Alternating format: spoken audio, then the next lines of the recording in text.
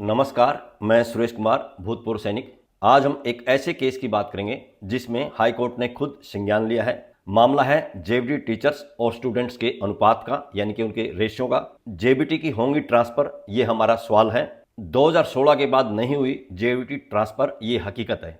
आप सबको मालूम है, शिक्षा विभाग हरियाणा ने वर्ष 2016 में टीचर्स ट्रांसफर के लिए एक पॉलिसी बनाई थी, जिसके बाद ऑनलाइन टीचर्स की ट्रांसफर करने का सिलसिला शुरू हुआ था। और सबसे पहले वर्ष 2016 में ही जेबीटी टीचर्स की ट्रांसफर की गई थी। उसके बाद से अभी तक जेबीटी टीचर्स का जनरल ट्रांसफर ड्राइव नहीं चला है। हालांकि वर्ष 2023 में शिक्षा विभाग ने 3 बार शेड्यूल जारी किया था। उस 3 बार के शेड्यूल में जेबीटी टीचर्स जो 2004 बैच के थे, 2008 और 2011 बैच के, उनको इंटर डिस्ट्रिक्ट देने में शिक्षा विभाग सफल हुआ था। उसके बाद वर्ष 2017 बैच के जो जेबीटी टीचर्स थे, उनको स्थायी डिस्ट्रिक्ट देने के लिए सफल हुआ था, क्योंकि वर्ष 2017 में जब उनकी नियुक्ति हुई थी, उनको अस्थायी डिस्ट्रिक्ट दिए गए थे। और 2017 के बाद 2023 में 6 साल के बाद उनको स्थायी डिस्ट्रिक्ट दिए गए हैं। कुछ टीचर्स को अभी भी लगता है कि शायद ट्रांसफर नहीं होंगे। इस वीडियो में हम ये भी बताएंगे ट्रांसफर होने की कितनी संभावना है। हाई कोर्ट ने जो खुद संज्ञान लेके केस फाइल किया है, जनहित याचिका, उसके इंट्रीम ऑर्डर दिखाएंगे।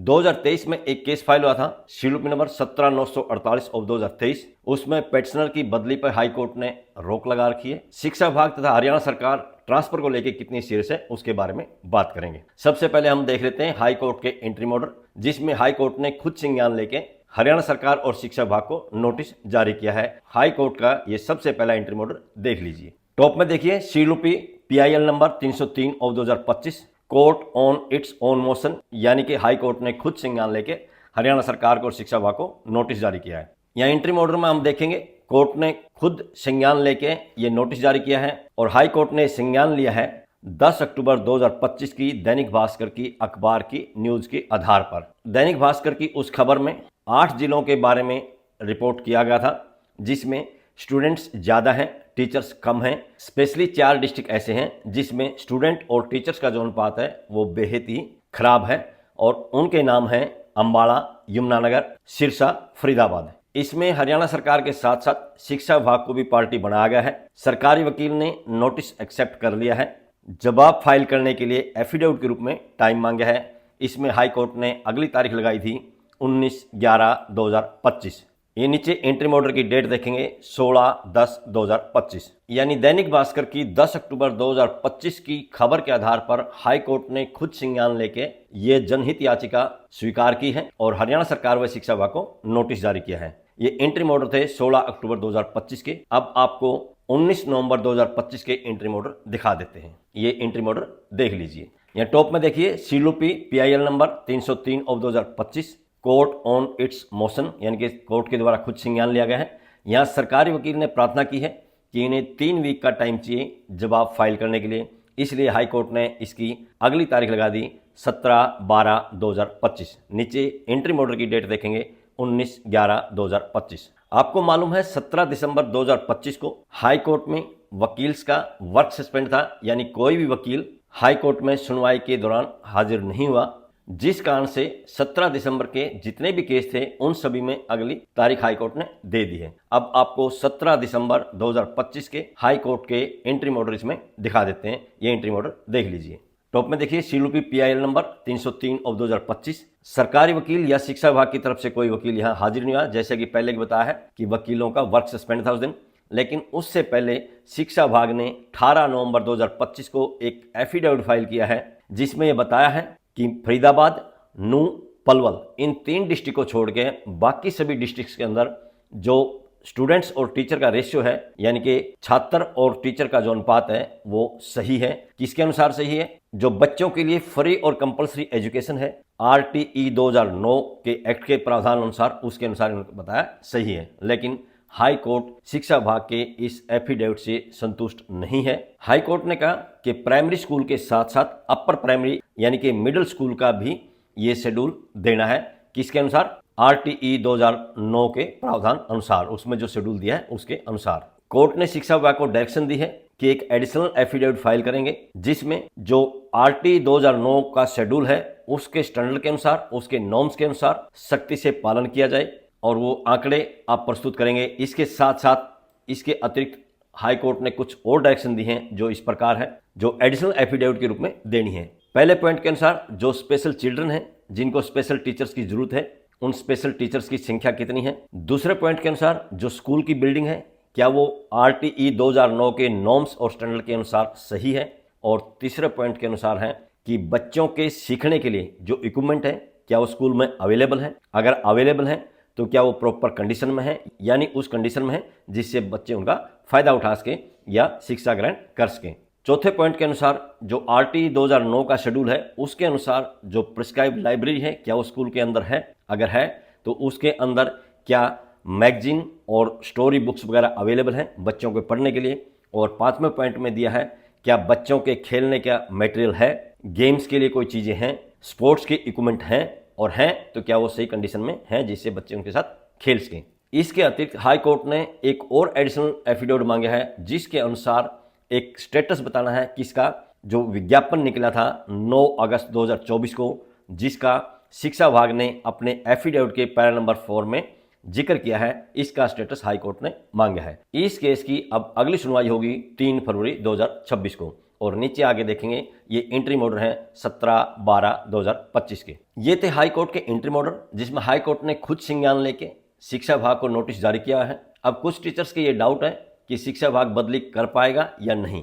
आपको कुछ तथ्य बताते हैं जिससे आपको यकीन हो जाएगा कि इस बार शिक्षा विभाग ट्रांसफर ड्राइव चलाने में शायद सफल हो जाए, क्योंकि शिक्षा विभाग पूरी कोशिश कर रहा है। 2022 में जब ट्रांसफर ड्राइव चला था जिसमें JBT टीचर्स का नहीं था, उसमें कुछ खामियां आई थी। उस खामियों के बाद हाई कोर्ट में एक केस फाइल हुआ था CLP नंबर 1055 ऑफ 2023, जिसका फैसला 8 मई 2023 को आया था। उसमें हाई कोर्ट ने डायरेक्शन दी थी कि 4 महीने के अंदर ट्रांसफर ड्राइव कंप्लीट करना है। शिक्षा विभाग ने 2023 में ट्रांसफर ड्राइव के लिए शेड्यूल भी जारी किया था, कोशिश भी की थी, लेकिन सफलता नहीं मिली थी। क्यों नहीं मिली थी? क्योंकि शिक्षा विभाग ने वर्ष 2016 संशोधित 2017 की जो टीचर ट्रांसफर पॉलिसी थी उसको खत्म करके वर्ष 2023 में एक नई टीचर ट्रांसफर पॉलिसी ला दी थी, जिसमें जोन सिस्टम खत्म कर दिया था। 2023 की टीचर्स ट्रांसफर पॉलिसी के लास्ट पैरा में यह दिया था कि 2016 और 17 की जो पॉलिसी है उसको खत्म कर दिया है, उसकी जगह 2023 की पॉलिसी लागू होगी है।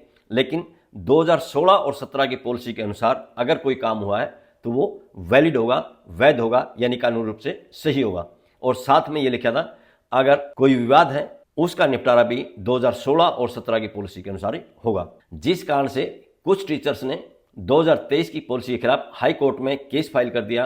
केस का नंबर है CLP नंबर 17948 ऑफ 2023। ये केस 20 अगस्त के आसपास फाइल हुआ था। 2-3 सुनवाई भी हो चुकी थी, लेकिन उस समय तक हाई कोर्ट ने इस पे स्टे नहीं दिया था, यानी ट्रांसफर ड्राइव पर रोक नहीं लगाई थी और ना ही पेटिशनर की बदली पे रोक लगाई थी। ये केस फाइल होने के बावजूद भी शिक्षा विभाग ने 28 या 29 अगस्त 2023 को टीचर्स ट्रांसफर ड्राइव चलाने के लिए शेड्यूल जारी कर दिया था। जैसे कि हमने वीडियो की शुरुआत में बताया कि JBT के जो 2004, 2008 और 2011 बैच के टीचर्स थे उनको इंटर डिस्ट्रिक्ट देने में, उनकी इंटर डिस्ट्रिक्ट बदली करने में या उनको इंटर डिस्ट्रिक्ट अलॉट करने में शिक्षा विभाग को सफलता ही मिली थी। और 2017 बैच के JBT टीचर्स को स्थायी डिस्ट्रिक्ट भी दे दिए थे।